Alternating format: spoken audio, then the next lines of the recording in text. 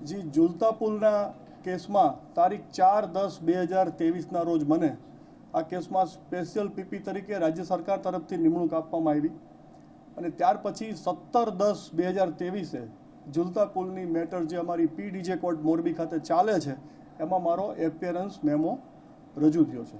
આપણે બધા જાણીએ છીએ કે ઝૂલતા પુલની જે દુર્ઘટના છે એની અંદર 135 લોકોના ડેથ થયા છે, 100થી વધુ લોકો ઇન્જર્ડ થયા છે। તો આખી તપાસ પોલીસે પૂરી કરી અને ચાર્જશીટ જે છે એ નામદાર કોર્ટમાં રજૂ કરવામાં આવ્યું।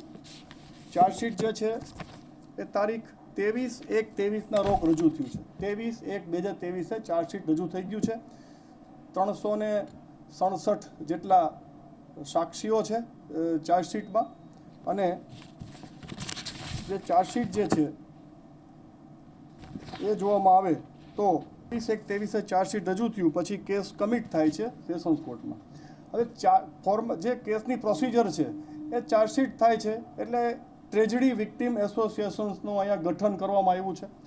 એની અંદર બે ભાગ છે। 15 વિક્ટિમ એસોસિએશન વતી રાજકોટના એક એડવોકેટ જાડેજા સાહેબ સંભાળે છે અને બાકીના બે વકીલ સાહેબો છે, રાહુલ શર્મા સાહેબ અને ઉત્કર દવે સાહેબ, એ હાઈકોર્ટમાંથી આવે છે। મેટરની શરૂઆત થાય છે ત્યારે સૌથી પહેલાં ભોગ બનનારના વકીલ તરીકે એક અરજી આપવામાં આવે છે કે આ કેસ જે છે એની અંદર રીઇન્વેસ્ટિગેશન કરવામાં આવે અને આમાં આઈપીસી 302નો ઉમેરો કરવામાં આવે। એ જે અરજી છે એ સૌથી પહેલાં ભોગ બનનારના વકીલ સાહેબે તારીખ 20/7/23ના રોજ નામદાર કોર્ટમાં આપે છે કે આ કેસમાં પોલીસે તપાસ નથી કરી બરાબર, 304 મુજબનો ગુનો નોંધ્યો છે, એમાં 302નો ઉમેરો કરો। આ એમની અરજી આવતા એ અરજીનું હિયરિંગ કરવાની વાત આવે છે પોલીસ અને અમારા તરફથી અમારો જવાબ ફાઇલ થઈ જાય છે। ત્યાર પછી એનું હિયરિંગ ટ્રેજડી વિક્ટિમ એસોસિએશનના વકીલ સાહેબ ચાલુ કરે છે અને ચાલુ હિયરિંગ વખતે કોર્ટની ક્વેરી આવે છે અને એમને એમની દલીલ અટકાવી અને એ એમની જે મૂળ અરજી છે એમાં સુધારો માગતી એક અરજી આપે છે। પછી એનું હિયરિંગ થાય છે, એ એમની સુધારાવાળી અરજી નામદાર કોર્ટ રદ કરે છે। એટલે એ જે હુકમ છે જે તે વખતના ડિસ્ટ્રિક્ટ જજ સાહેબનો એ એમણે હાઈકોર્ટમાં ચેલેન્જ કર્યો છે અને એ ત્યાં વિચારાધીન છે। હવે પરિસ્થિતિ અહીંયા એ છે કે એમની જે મૂળ અરજી છે જે એક્ઝિબિટ 5 નંબરથી પેન્ડિંગ છે કે 302નો ઉમેરો કરવામાં આવે, એનો અમે જે તે વખતે જવાબ ફાઇલ કરી આપ્યો છે, એનું હિયરિંગ થતું નથી। જ્યાં સુધી એ અરજીનો નિર્ણય નહીં થાય ત્યાં સુધી ચાર્જ ફ્રેમ નહીં થાય, ત્યાં સુધી કેસ આગળ નહીં ચાલે। એ પેન્ડિંગ છે। એ દરમિયાન વિક્ટિમ એસોસિએશનના જે બાકીના 15 સભ્યો છે એમણે અલગ વકીલ હાયર કર્યા છે। એમના વકીલ સાહેબ ગઈ મુદતે અરજી આપે છે, કોઈ પ્રભાતસિંહ કરીને સાહેબ છે એમની સહીથી, કે આ કેસમાં દીપન અને જયસુખભાઈ બે અરજીઓ આવે છે કે એમની સામે 302નો ઉમેરો કરવો। એનો અમે આ જવાબ વિગતવારનો ફાઇલ કરી આપ્યો છે।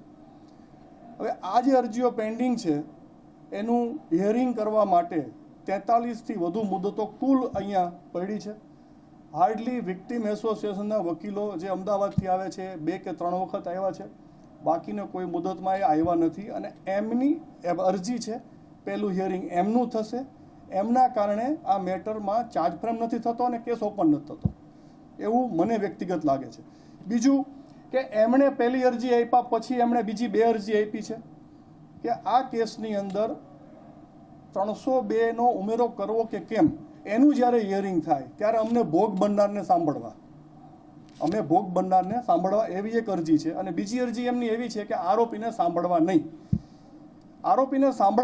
એવી અરજી કોર્ટે રદ કરી અને ભોગ બનનારને સાંભળવા એવી અરજી મંજૂર થઈ। એટલે જે સ્ટેજ કોર્ટનું ચાલ્યું આવ્યું ચાર્જશીટની તારીખથી, એમાં સરકાર તરફે દરેક દિવસે હાજર રહી અને દરેક સ્ટેજ પૂરા કર્યા છે। ટ્રેજડી વિક્ટિમ એસોસિએશન સાથે આજે લાગણીથી જોડાયેલા છે। એમ લોકોને ન્યાય મળે, એમને સંતોષ થાય એવી રીતે પ્રોસિક્યુશન્સ તરીકે અને તપાસ કરનાર અધિકારી તરીકે પૂરેપૂરી મદદ કરવાની અમારી માનસિક તૈયારી છે। આખી ઘટનાક્રમમાં જે મેટર ડિલે થઈ રહી છે એ સરકાર તરફે, પ્રોસિક્યુશન્સ તરફે કોઈ પણ બાબતથી ડિલે કરવામાં નથી આવી, કોઈ પણ મુદત માગવામાં નથી આવી। આપને આજ જણાવી દઈ કે આજે તારીખ છે ઝૂલતા પુલમાં, એની અંદર અમે આ કેસ ઝડપથી ચલાવો, ડે બાય ડે ચલાવો એવી અમે અરજી આપી છે. રાજ્ય સરકાર પ્રતિબદ્ધ છે આ કેસ ઝડપથી ચાલે અને ભોગ બનનાર જે લોકો છે એને પૂરતો ન્યાય મળે.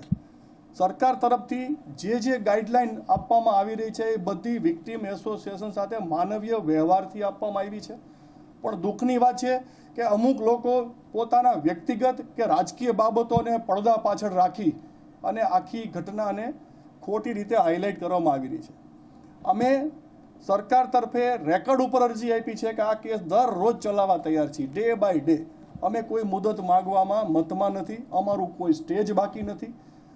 આજે જે એમને અરજી આપેલી અમે આજે હિયરિંગ કરી લેવા તૈયાર હતા, પણ નામદાર કોર્ટે એમની ટ્રાન્સફર થવાને કારણે આ મેટર આવતીકાલ ઉપર એડજોર્ન કરી છે.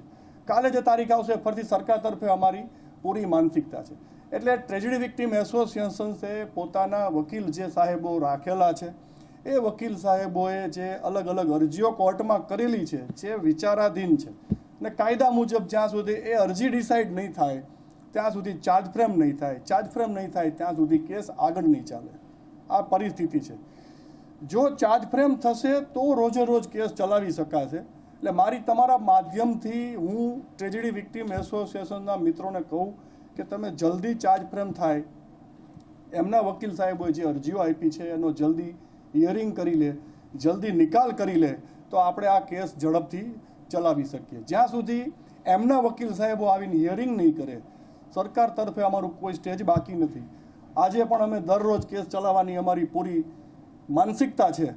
તો આ આખો જે ઘટનાક્રમ છે, કેટલી તારીખો કોણે લીધી, એક નામદાર કોર્ટનું પ્રોસિડિંગ બોલે છે. કેટલી મુદતોમાં એમના વકીલ સાહેબો હાજર ગેરહાજર રહ્યા, અમે હાજર ગેરહાજર રહ્યા, આ બધી વસ્તુ રેકોર્ડ ઉપર છે. જાન્યુઆરી મહિનામાં ચાર્જશીટ થાય છે અને વિક્ટીમ એસોસિએશન તરફથી 6 મહિના પછી અરજી આવે છે કે આમાં 302નો ઉમેરો કરો.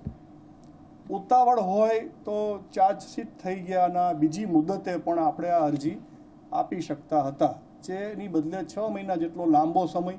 અને એ પછી પણ 7મા મહિના 2023માં જે અરજી આપેલી છે એ આજની તારીખે નામદાર મોરબી કોર્ટમાં વિચારાધીન છે.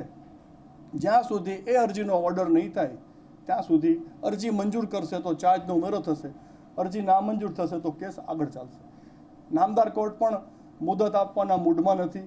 ગઈ મુદતે પણ એમને વિક્ટીમ એસોસિએશનના જે વકીલ સાહેબો છે એમને વ્યક્તિગત રીતે કીધેલું છે કે તમે કેસ ચલાવી લ્યો, તમારી અરજીના કારણે આ ખેંચાઈ રહી છે. આ બધી બાબતો રેકોર્ડ ઉપર છે. એટલે ફરીથી હું જણાવી દઉં કે મોરબી ઝૂલતા પુલના કેસમાં જે કંઈ તપાસ થઈ રહી છે એ યોગ્ય થઈ છે. અને આજની તારીખમાં જે ડોક્યુમેન્ટરી એવિડન્સ, સીટનો રિપોર્ટ, આ બધું જે આવ્યું છે, એટલે ટ્રેજેડી વિક્ટીમ એસોસિએશન જો સહકાર આપશે, અમારા લાયઝનમાં રહેશે એવી અપેક્ષા હોય અમને પણ, તો જ આપણે ન્યાય સુધી પહોંચી શકીએ. પોલીસે પોતાની ફરજ બરાબર નિભાવી છે. હવે કેસ ઓપન થાય અને સાક્ષીઓ જે બોલાવાના છે, 367 જેટલા સાક્ષીઓ છે, એટલે કેસ ચાલવામાં સ્વાભાવિક રીતે ડિલે થાય કોઈને કોઈ કારણસર. એટલે અમારી સરકાર તરફે રેકોર્ડ ઉપર અરજી આપીને કોર્ટને વિનંતી કરી છે કે સાહેબ આમાં આ કેસ જે છે કે આ અરજી આપવાનું કારણ એટલે છે કે વિક્ટીમ એસોસિએશનને એવું ન થાય કે અમારો વરસ થવા છતાંય કેસ ચાલતો નથી, અમારી મેટર આગળ નથી ચાલતી. તો આ બધી બાબતોને ધ્યાને રાખી અને એમના સંબંધો અને લાગણીને ધ્યાને રાખી અને અમે આ કેસ અમે ડે બાય ડે ચલાવવા માટે તૈયાર છીએ.